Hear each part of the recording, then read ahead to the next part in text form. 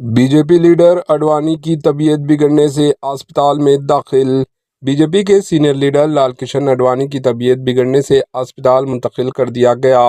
ذرائع کے مطابق چہارشنبے کی رات دیر گئے اڈوانی کو دہلی کے آل انڈیا انسٹی ٹیوٹ آف میڈیکل سائنس میں داخل کرایا گیا۔ ذرائع نے کہا کہ 98 سالہ ایل کے اڈوانی کی حالت مستحکم ہے اور انہیں ڈاکٹروں کی نگرانی میں رکھا گیا۔ سابق نائب وزیر اعظم کے ایمس کے پرانے پرائیویٹ وارڈ میں داخل رکھا گیا ہے اور بتایا جا رہا ہے کہ یورولوجی ڈپارٹمنٹ کے ڈاکٹروں نے ان کا علاج کر رہے ہیں۔ تاہم ان کی بیماری کے بارے میں فوری طور پر کوئی واضح معلومات نہیں ہو پائی۔ تاہم ڈاکٹروں نے بتایا کہ ان کی طبیعت مستحکم ہے۔ Bureau report AHN news.